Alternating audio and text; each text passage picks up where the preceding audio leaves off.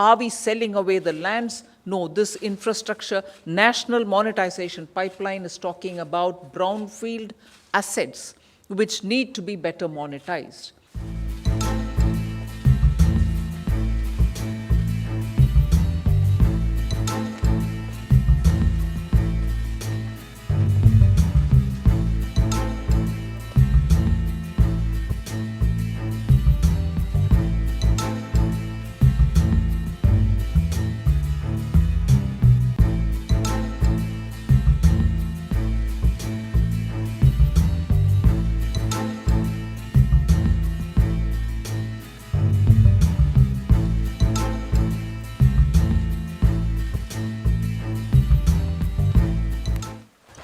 There's no land here. This entire pipeline, National Monetisation Pipeline, is talking about brownfield assets where investment has already been made, where there is a completed asset which is either languishing or which is remaining not fully monetized or which is remaining underutilized. So by bringing in the private participation into this, you're going to be able to monetize it better, and with whatever resource that you're having obtained through the monetization, you're able to put in further investment into infrastructure building. So first of all, for those who have this question in your mind, which means, are we selling away the lands? No, this infrastructure, National Monetisation Pipeline is talking about brownfield assets which need to be better monetized. And more importantly, I want to show you again a slide which Amitabh showed and which has been very clearly emphasized by Rajiv Kumarji, that ownership of assets remains with the government. That was a slide shown. I'm just showing it here. The ownership remains of those assets with the government, and there will be a mandatory hand back. They'll have to give back after a certain time. So let there not be any confusion, oh, this government is selling away. No, these are assets, brownfield, which will be still with the ownership of the government.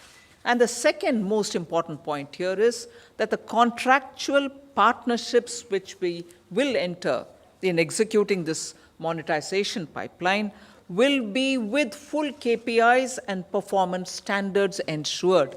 So the KPIs and performance standards will have to be complied with for getting through the monetization pipeline. So they're all de-risked assets, no doubt, and the value from the consideration and the private investment which will come into maintaining it, optimally utilizing it, putting it for a larger cost, all this will generate greater value, and it will unlock resources for the economy, which is what we want. The economy needs more resources. The economy wants that kind of a liquidity, that kind of a value unlocking with which we can move forward. This monetization pipeline is coming at a time when states are also keen to move forward, and therefore we have come.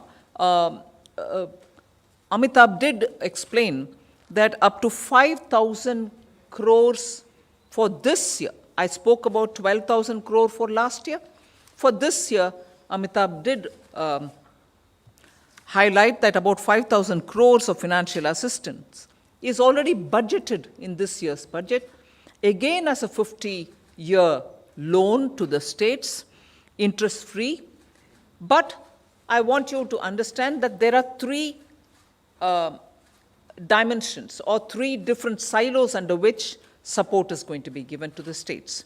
One is, if they disinvest, let's say a PSU, or if they disinvest and also let go the control, whatever money they would raise out of it, 100% will match it and give it to their state's consolidated fund of the state. There are three ways in which we are supporting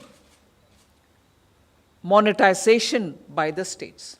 This year's money for interest-free amount is given to the states. One scheme is if the states come out with a PSU disinvestment plan, and if they disinvest it completely giving away control, the money that they raise, we will give 100% matching amount into their state's consolidated fund. That is one way. The second way is if they list, instead of privatizing, if they just list a company, a state-held public sector undertaking, if they just bring it to the markets and list it, and the money realized through that listing, we will match 50% of it. Whatever they realize by the listing, whatever amount they would raise, we will match it by giving the states 50% of that. That's a second proposition. The third is what Amitabh mentioned, that 5,000 is kept aside in the budget. And in this is a financial assistance, and we are giving them a 50-year interest-free again, up to 33% of the value of the assets realized through the monetization. So there are three different ways in which we have agreed to assist the states in order that there is a greater sense of monetizing states' assets. Plan A, which I explained, 100% support from center.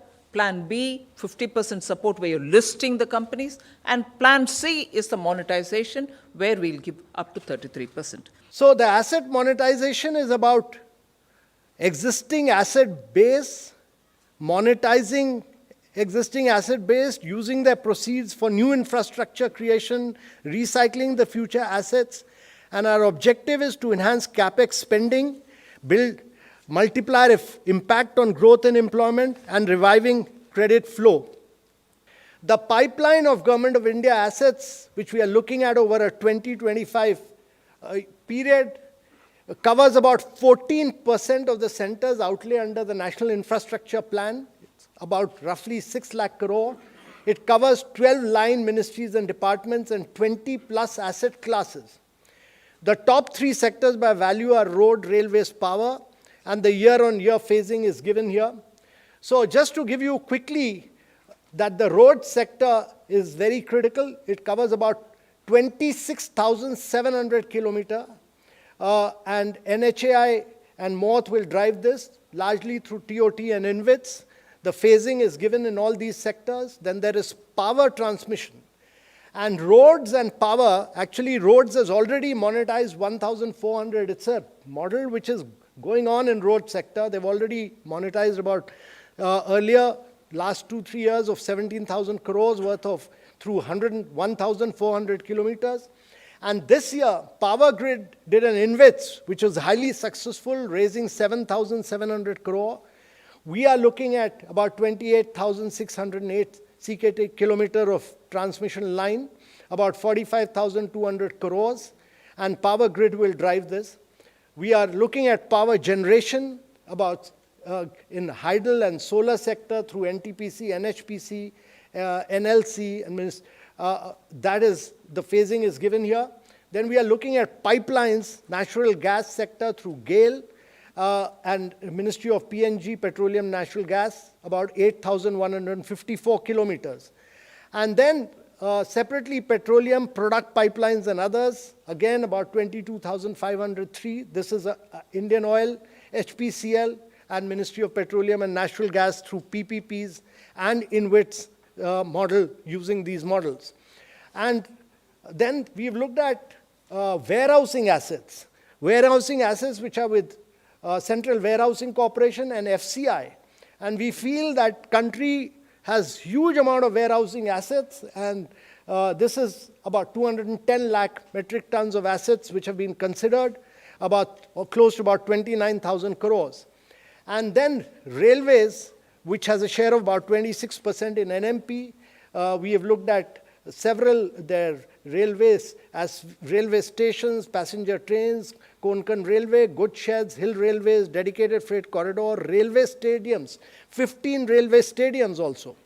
And then telecom sector, about 2.86 lakh kilometer of fiber, plus BBNL, BSNL, towers, etc., which we've looked at. And in the aviation sector, which has had a very good track record of privatizing airports, not only 25 airports, but also its stake in existing airports. Delhi, Mumbai, Hyderabad, Bangalore, it has existing stakes. We are looking at all that, and that has been spelled out. and then shipping 31 projects in 9 major ports, which they have to drive, which is here. And then we've looked at coal mining, about 160 projects at a value of 28,747 kilometers. A lot of that work has already been done by the Ministry of Coal in terms of fresh mineral blocks, etc. And in the sports sector, we've looked at 2 national stadiums, 2 regional centers. And in the urban real estate sector, we've looked at redevelopment of colonies and hospitality assets, which Ministry of Urban Development has. All the secretaries to Government of India who are going to drive this are here. They are the ones who will take leadership position, and therefore they will be taking this forward. This entire exercise has been a partnership exercise. It's a whole of government approach with all of us working together to make this possible.